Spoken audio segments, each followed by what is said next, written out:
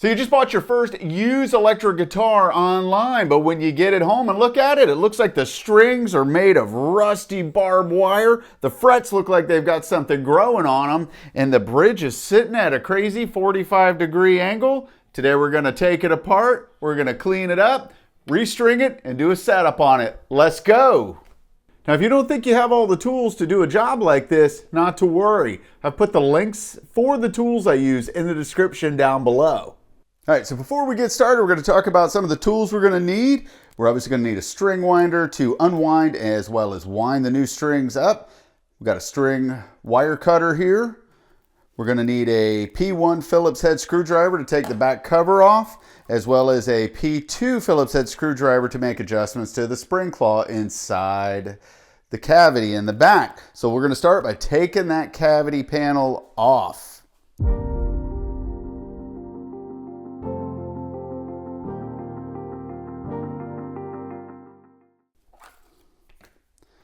Now, already I could see that we're missing a spring, and that could be why the bridge is sitting the way it is.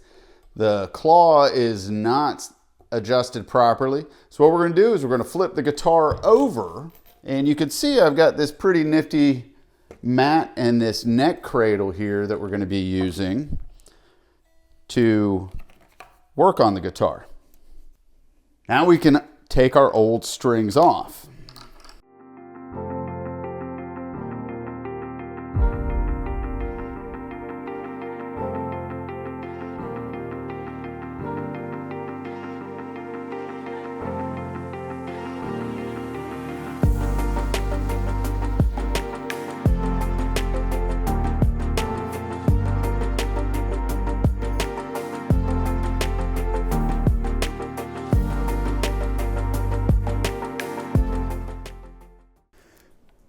So now we're going to remove the strings from the bridge, but you notice that we've got all these curly cues at the end. Well, they're not going to want to go through each saddle and through the bridge easily. So what we like to do is cut our strings off near the bridge.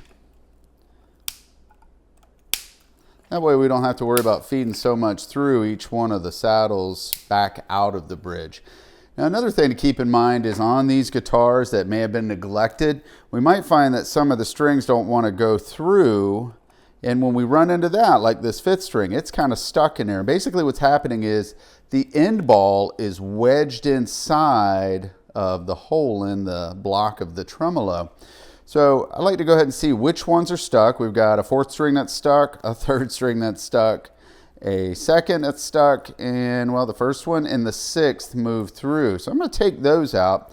And what I like to do is I take this sixth string, and if it's stout enough, I might be able to use this to push down through there and break that end ball loose like I just did on the fifth string. Looks like we got the fourth.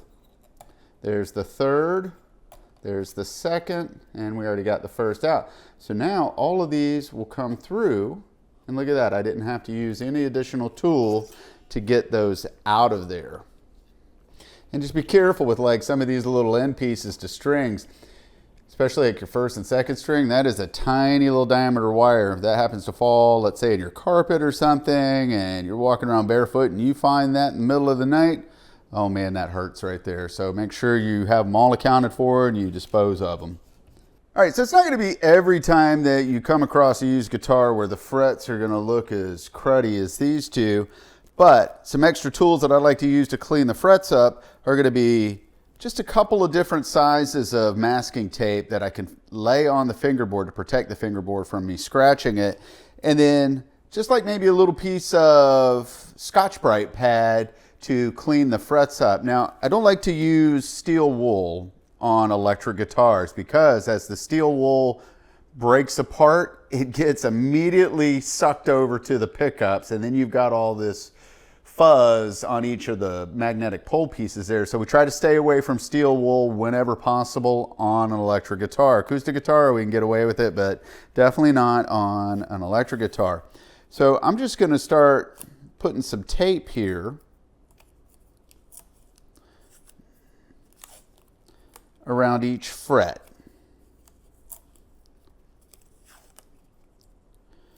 Like I said, this is just to protect the fingerboard in case I get a little overzealous with the sanding on the frets.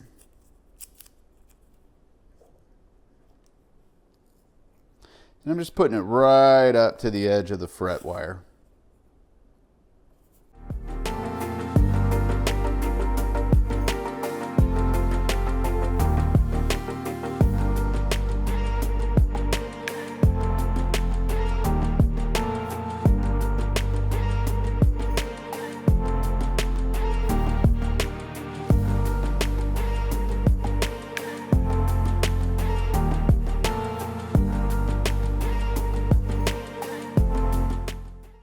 All right, guys, so we're just going to take our Scotch-Brite pad and we're just going to go back and forth until we see that nice shiny metal on each fret.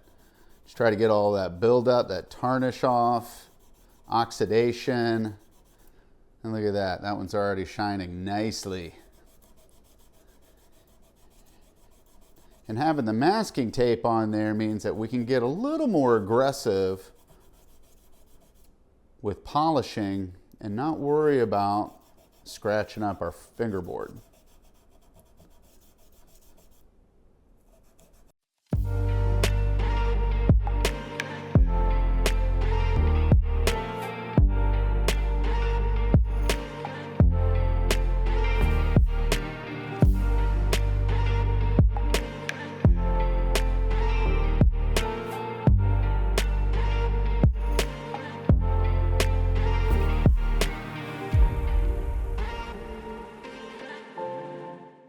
Now, another thing to keep an eye out for is, are all these nuts on the tuners, are they torqued down? I've got some on this guitar that they're loose, and that's normal.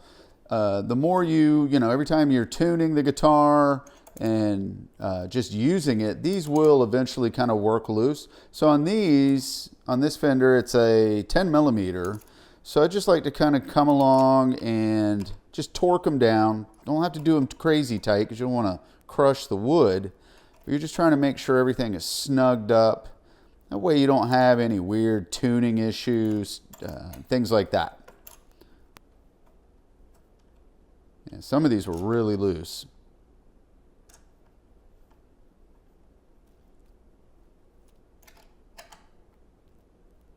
There we go. Now we got nice solid tuners. All right, I'm just going to go and remove all of my masking tape.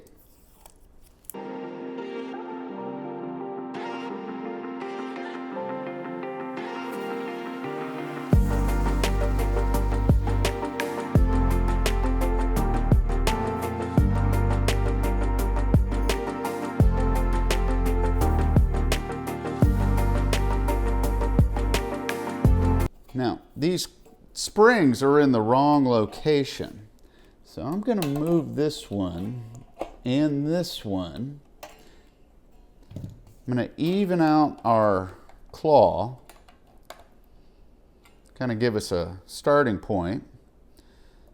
I'm going to put the spring into the tremolo block, into this center hole, and I'm going to hook it to the center claw. Just like that. Now that should be a good starting point for us. Once we restring the guitar, then we can make our adjustments to get the tremolo to where it sits the way it should. All right. All right, now we can start putting our strings on. So student has opted for Diodario 9-42 nickel wound strings. I'm going to get those out. And usually they're in pairs, but depending on what set of strings you get from which manufacturer, sometimes they individually wrap them in a paper sleeve. Diodario just keeps them in an airtight sealed bag, and then they do them in pairs like this. So we got our first and second strings. So I'm going to start with the first. I'm going to flip the guitar back over and start feeding this through the hole. And then I'm looking to see it come through this side, and I'll pull it all the way through. Then I'll grab the second string, feed it through.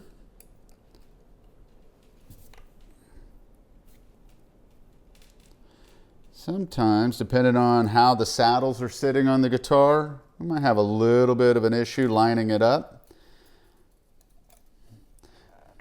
All right, so we got our first and second.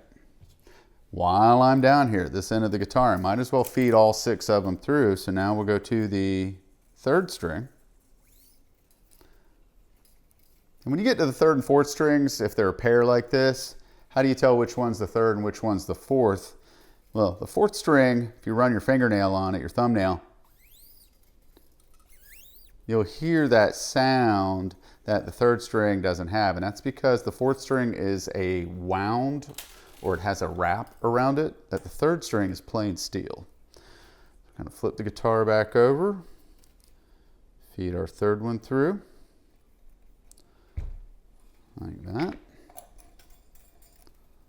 Kind of keeping them out of the way. Get the fourth string.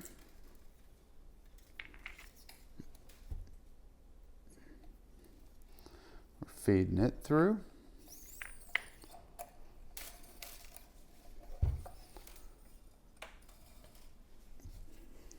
Grabbing my fifth and sixth strings.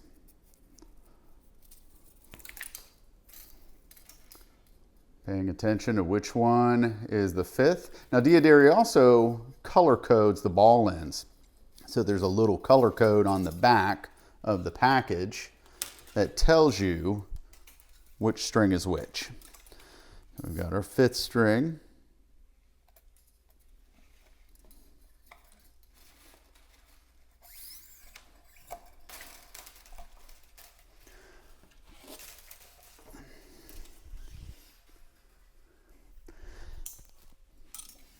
And lastly, our sixth.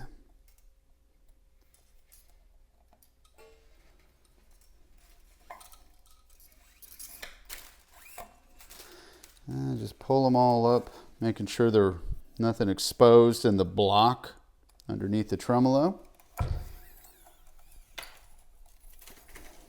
Now we're ready to start running them through the tuners. All right, so this next part is where, if we're not careful, we could have a real mess of too much string wrapped around the post. So I've learned over the years, in order to have a really neat looking string job, after we feed the string through, and I know it's kind of tight, I'll back it off enough to where I can just get the first wrap over the end of the string and then bring it underneath this tag end here, if you will, the excess string coming out. And then I'm holding tension in 2 places here. I'm making sure it stays taut back here over the fingerboard, and then I've got my finger, my index finger, right on the end of the string here by the tuner. And as I start tightening it up, I'm making sure all of my wraps go downward.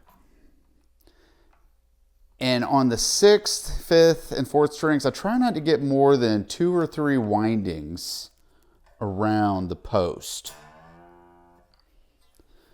So if we look here, you could see that I've only got about 3 windings or 3 wraps around the post.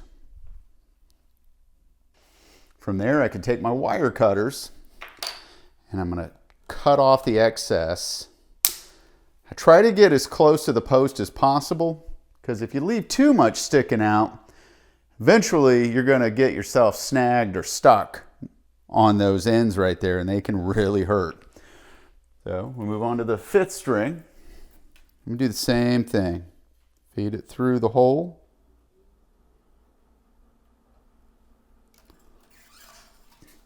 Leaving just enough slack that I can get that string over,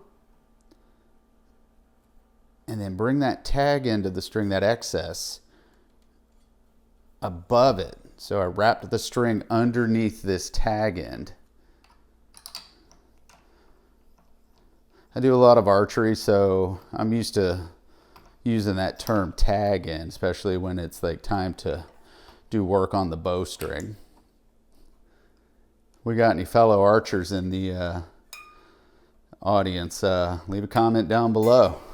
All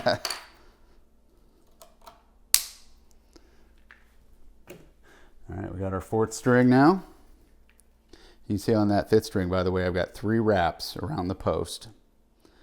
To me, this has been a foolproof method. And I know everybody's got their own way of doing it. And I'm not saying that mine is the absolute best way. It's just what's worked for me. And I've never had a problem with strings slipping out of tune by using this method right here.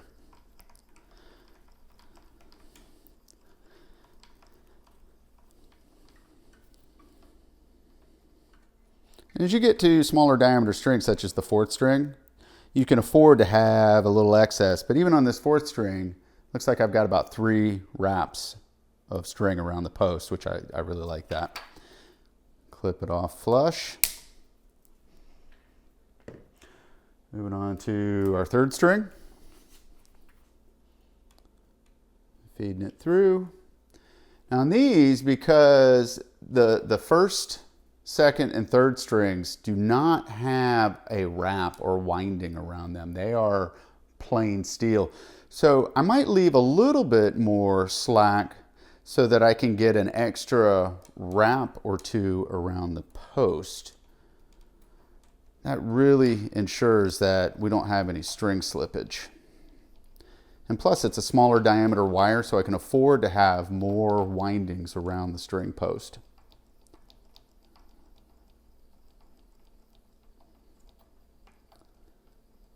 Oh yeah, that's winding up nicely.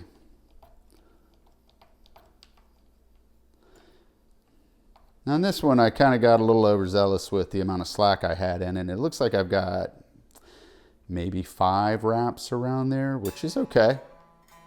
Totally fine.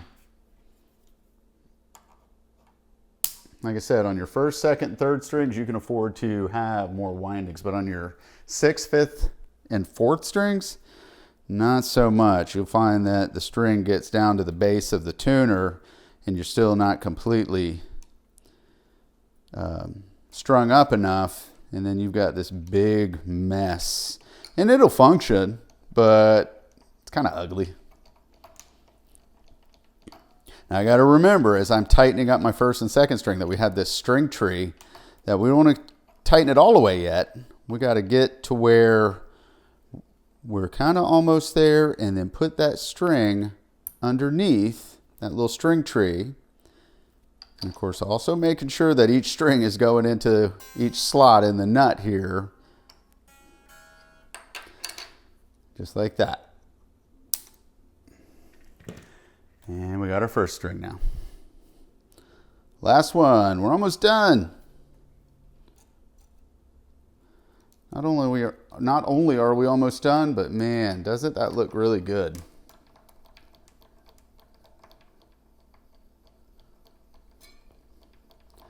Almost looks like we've been doing this our whole lives.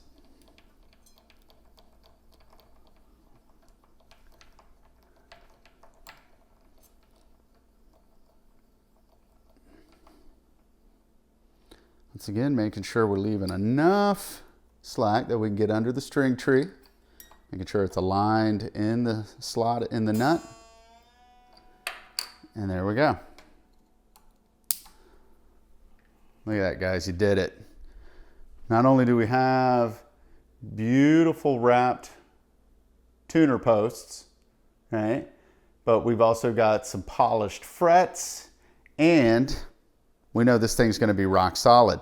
Now we're going to tune it up and then make adjustments to the bridge so the bridge sits where it needs to. All right, guys, so ideally we would never really want to tune our guitar while it's laying flat, because that can actually give us some incorrect tuner readings due to gravity having an effect on the tuning. But we're just trying to get it in the ballpark, so I've got my trusty Snark tuner, and we're just going to get it close, as close as we can in tune. And then we're going to make adjustments to the bridge. We're going to go back, check the tuning. And we kind of have to go back and forth with this process till we get the tremolo stabilized where we want it.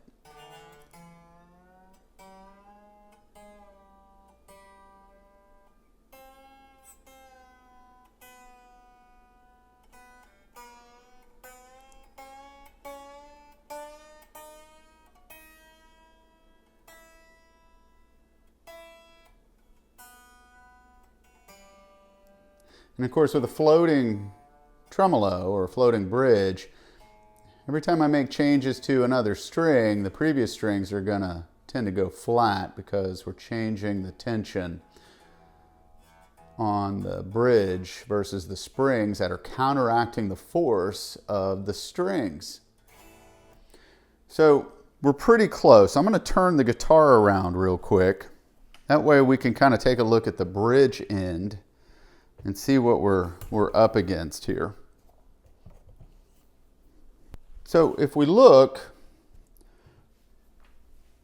we can see that our bridge is a little bit too high still. So see if you can see that. Let's see if I can get it in view here. I don't like it sitting quite that high. I want it a little bit more level than that. So we're going to turn it over. I'm going to grab my bigger P2 Phillips head screwdriver, and we are going to tighten the claw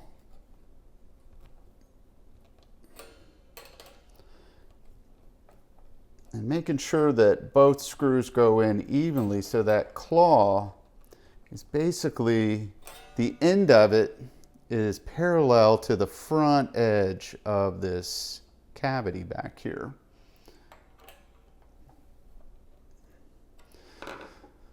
Now, we're going to turn it back around. We're going to retune the guitar, because here's what happened. As I tighten that up, it's going to make everything on the tuner go sharp. So now we're probably going to have to loosen our strings up some.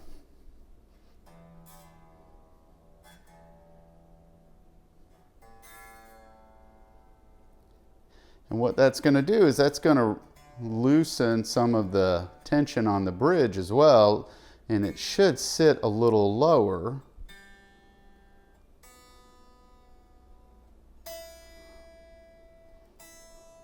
Now let's see where we're at on the bridge.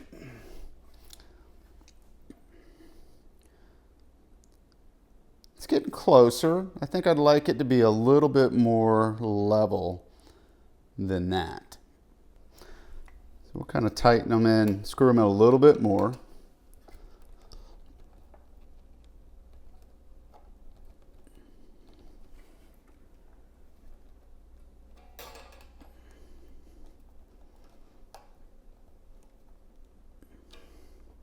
And we just kind of keep going back and forth, repeating these processes until we get the tremolo where we want it. And then we can finish up our tuning.